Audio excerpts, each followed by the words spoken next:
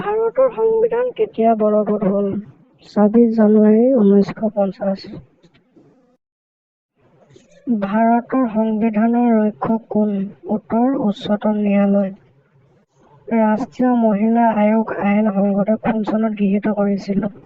উত্তৰ ১৯৯০। কোনটো গেছ ব্যৱহাৰ কৰি বেলুন ভৰোৱা হয়? উত্তৰ হাইড্ৰজেন। ভাৰতৰ হীৰাৰ খনি ক'ত? উত্তৰ অন্ধ্ৰপ্ৰদেশ আৰু ছত্তীশগড়।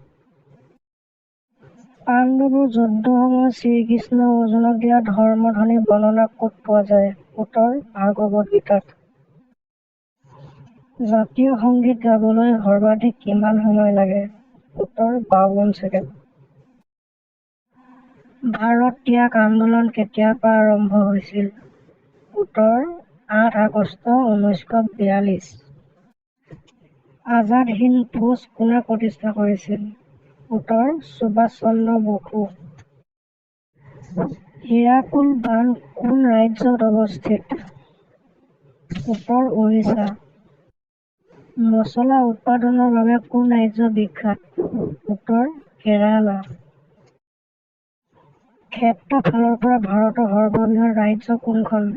উত্তৰ ৰাজস্থান।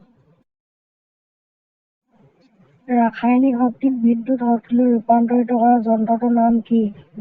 উত্তৰ বেটাৰী। ভাৰতৰ আটাইতকৈ সৰু ৰাজ্য কোনখন? উত্তৰ গোৱা।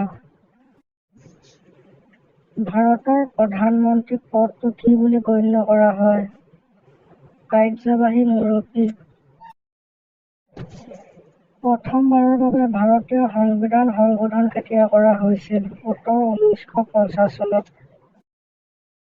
আলেকজেণ্ডাৰ ফ্লেমিঙে কি আৱিষ্কাৰ কৰিছিল? উত্তৰ পেনিচিলিন।